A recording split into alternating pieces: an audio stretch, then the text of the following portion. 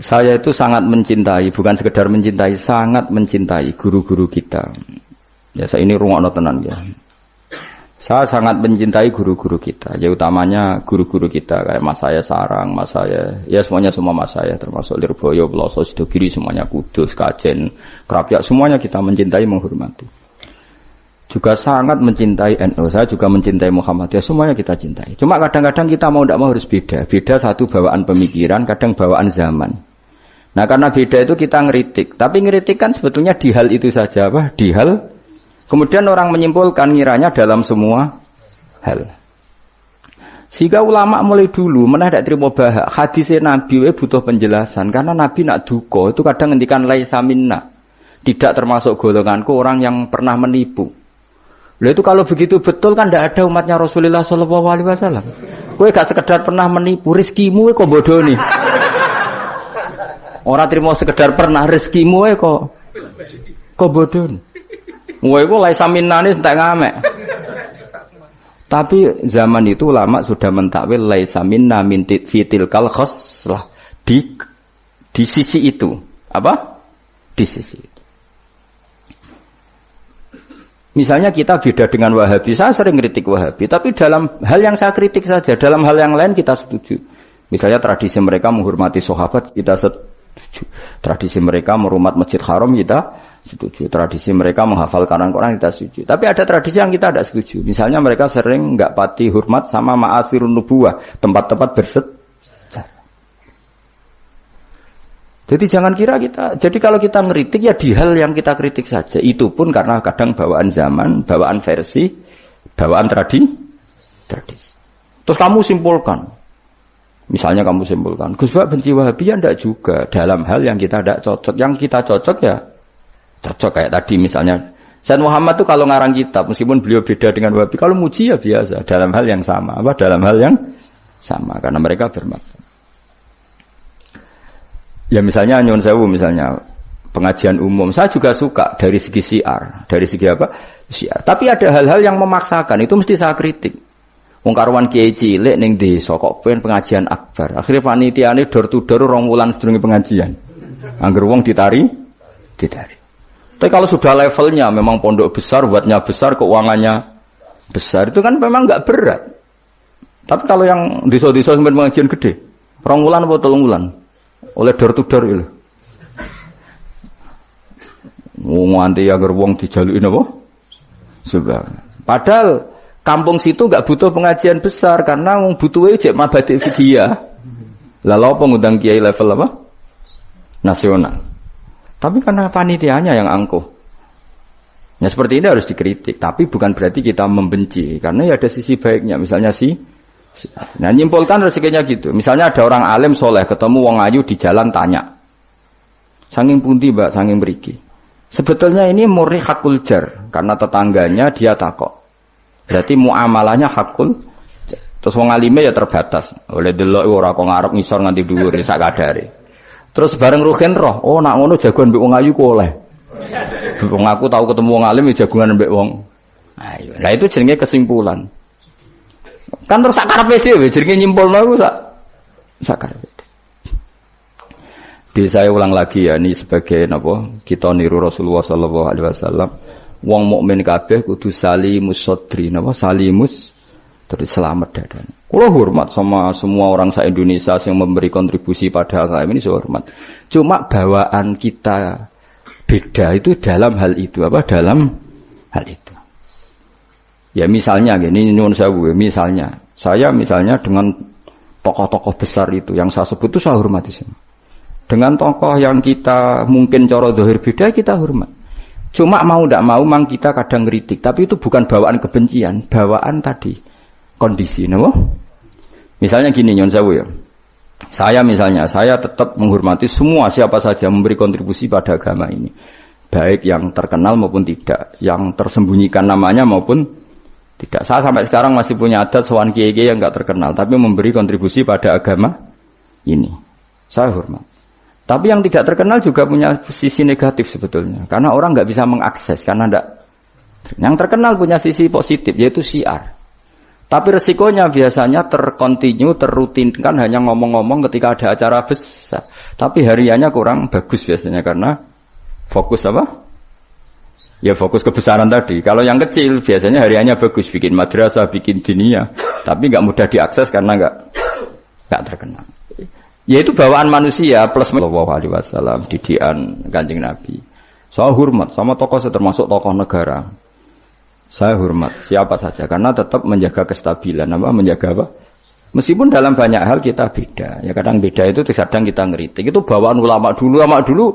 Zakaria Al-Ansori itu ya ora cocok ke Imam Suyuti. Imam Suyuti ora cocok ke Imam Sakhawi. Nek ketemu mbok takok bor.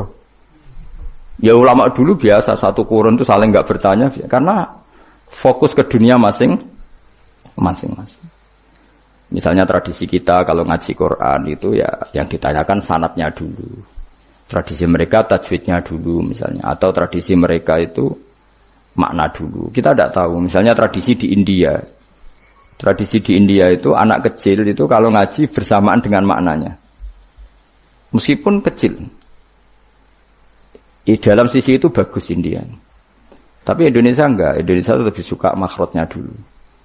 Yang tentang fikihnya ada paket lain. Ada paket. Terus kalau tradisi keluarga saya meskipun keluarga Quran itu anak kecil ya enggak disuruh ngapalkan Quran. Bapak saya enggak pernah nyuruh saya ngapalkan Quran. Tapi setelah bisa baca kitab ya baru disuruh ngapalkan. Ada yang enggak, yang ngapalkan dulu biar apa? Otaknya masih jernih katanya. Ya macam-macam, semuanya baik. Dan kita saling ngeritik. Ngeritik karena tadi nak cacilik langsung ngapal lo, kadang najis gak roh, sopan santun. Yang fatalnya lagi kadang akidah Ahlussunnah wal Jamaah gak ngerti. Jadi ada lucu kan akhirnya hafal Quran tapi akidahnya tidak Ahlussunnah karena gak pernah dikenalkan Ahlussunnah. Tapi sisi baiknya karena masih kecil gampang apa? Hafal, kemudian orang tuanya niat benahin akidah Ahlussunnah.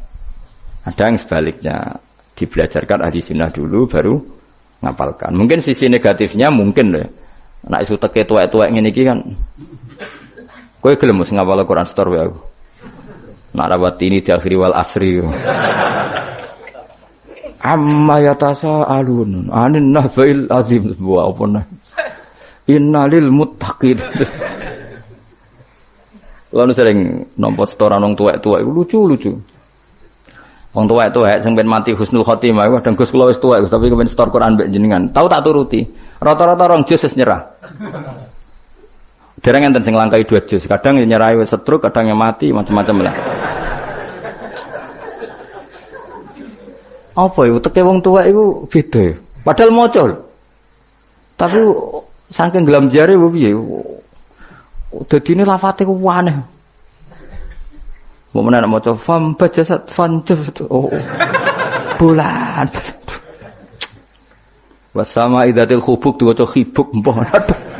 Sebab lereni mbah teman pusing kula Mas.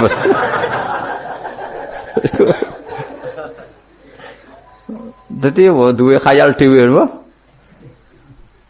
Ya seorang lagi ya kita tetap tiru keinginan Rasulullah sallallahu alaihi wasallam wong mukmin iku salimus sadri napa? Salimus sadri. Sehingga niki tenan kula maklumatkan. Kula niku hormat. Siapa saja yang memberi kontribusi pada agama ini saya hormat. Tapi kalau ngeritik bukan berarti kebencian karena tadi ada sisi yang kita harus ngomong untuk menjaga kestabilan jalannya hadis syariah. Misalnya saya dengan Pak Yusuf Mansur hormat. Saya dengan siapa saja dengan Ustadz Abdus Somad, dengan UAS, saya hormat. Tapi ada sisi yang kita harus ngomong karena banyak ustadz yang nggak terkenal tapi juga ikut memberi kontribusi agama ini. Makanya saya ngikuti yang tidak terkenal ini tak hormati. Tapi semuanya kita hormati dari segi syiar memberi kontribusi. Kalau yang sedang tidak cocok ya dalam hal itu saja. Fitilkal khoslah. Ingat-ingat apa? Fitilkal khoslah. Tapi jangan semuanya ndak. Kita semua dididik Rasulullah salimus sadri apa? Salimus sadri. Begitu juga saya dulu dengan siapa saja. Asal tadi semuanya itu demi niru Rasulullah sallallahu alaihi wasallam salimus sadri. Napa?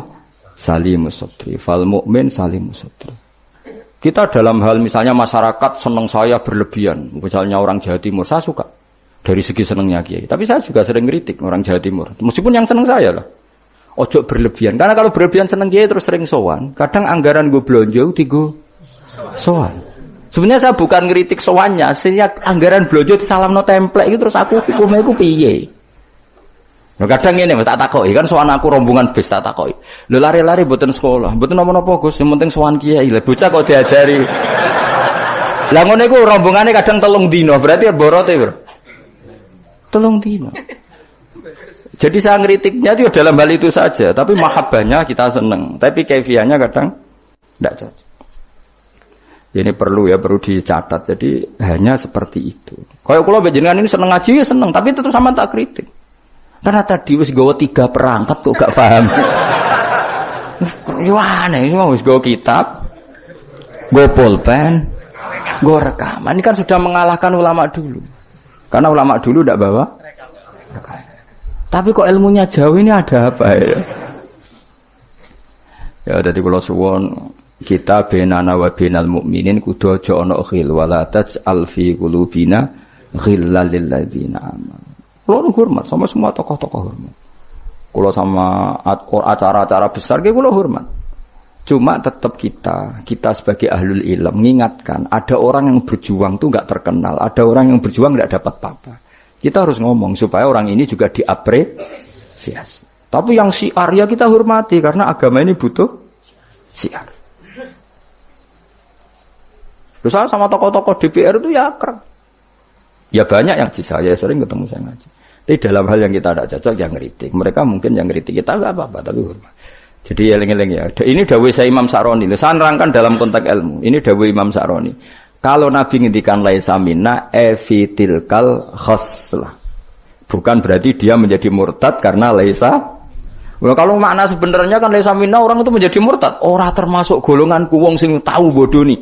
Mau sekedar pernah itu tidak termasuk golonganku. Lah nek iku tenan maknane hakikat, sing umat Nabi sapa?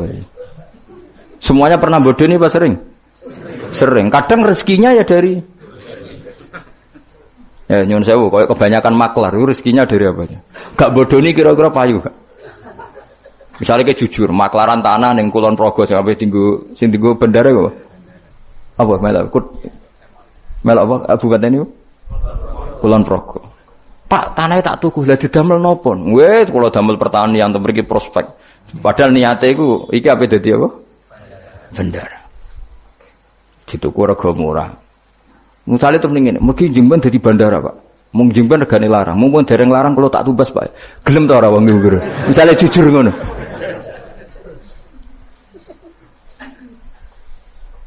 Sale ana wong sponsor umroh. Ayo umroh ning Rasulullah. Ben aku sugih, mergo nek ana umroh aku sugih. Gak payu umroh. Tapi nek muni ngene, wong kudu kangen Nabi, kangen Ka'bah. Wong kok ora kangen Nabi Ka'bah. Carane kangen yo umroh. Mandidi, sing jujur mek sing rapati jujur. Gak jawab bae kira-kira wae. Mandidi.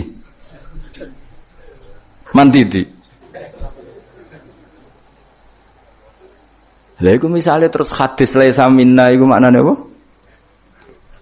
Pakai kabeh. Jadi saya ulang lagi ya, jadi Jokulino nyimpulkan karena nyimpulkan itu resiko. Karena tadi konteks fikih itu jelimet konteks fikih itu.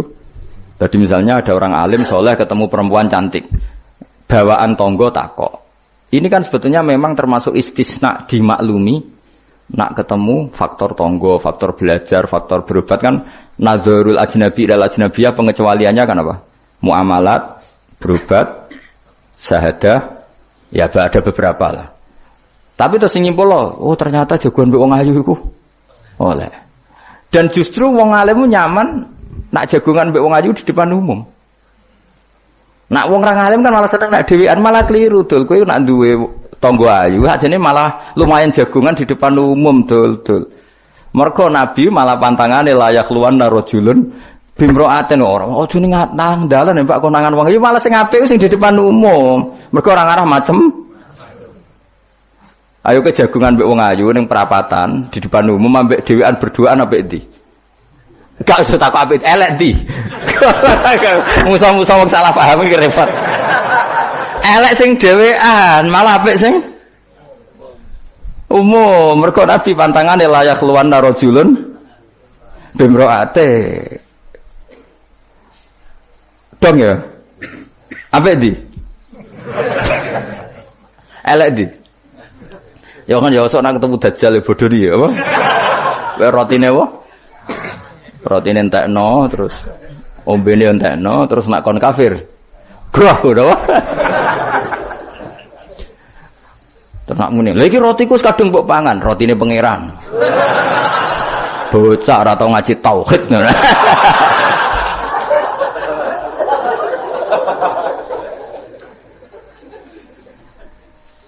Ya jadi saya ulang lagi ya, jadi kita sama semua yang memberi kontribusi pada agama ini kita hormat. Cek terkenal, cek ora terkenal.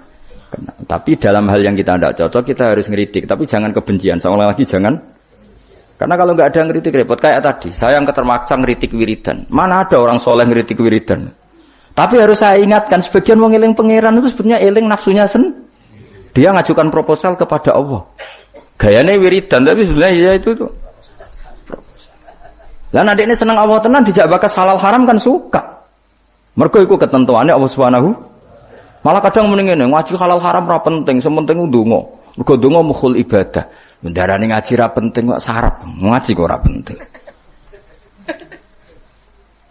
Jadi karena sama-sama berlebihan ini kita sebagai orang alim harus ngomong. Akhirnya kita proporsional. Ya ndonga iku sak kadare tetep di bawah ilmu. Saya ulang lagi di bawah ilmu. Jadi ngamane ndonga bar salat wapalane akeh. Bareng takoki rukune salat yo sak kiai takoki. Kowe bar salat wiridamu akeh, bareng takoki rukune salat piro? Mikir, tak warai 17. Ana sing darani 14, sing ilang apa? Mikir meneh. Padahal nek bar salat wiridane ya dadi sing ngitung piro hen 13 iku menjadikan tumakninah 4 sebagai paket sito. Dadi rukuk maat tumaknina, sujud tumaknina. Lah yang satu ngitung tumaknina itu menjadi rukun sendiri, maka ditambah 4 menjadi 17. Terus ada ulama yang mengatakan 18 karena mewajibkan niatul khurud minas sholat. Jadi sebelum assalamualaikum niat keluar dari sholat, karena takutnya kalau nggak niat keluar dari sholat dia apa kenalan mbek pinggire. Assalamualaikum jenengan namine sinten kan repot. Ya ada lah mereka. Lho iso wae saking ya kuatire gawe grup. Jadi saking sering ini kenalan muni assalamualaikum niate iku kenalan. Jadi ada ulama mengatakan karena ketika takbir itu niatnya masuk sholat, maka ketika salam juga niatnya keluar dari sholat. Karena biar fair, karena ketika takbir niat masuk sholat. Karena kenapa? Yang bisa membedakan kalimat-kalimat thayyibah dengan yang lain adalah niat. Coba kita kaget sama orang, Allahu Akbar, wah Merapi saiki metu apa gimbale. Kita kaget apa-apa ya bilang Allahu Akbar. Supaya membedakan kalimat Allahu Akbar untuk takjub, untuk kagum dengan sholat, maka Allahu Akbar diniati. Begitu juga salam ini menjadi kalimat adat untuk kenalan gawe grup. Paham ya? Nara niat khawatir niat kenalan, maka harus niat. Paham ya? Subhanallah wa bihamdihi adada khalqihi wa ridha nafsihi wa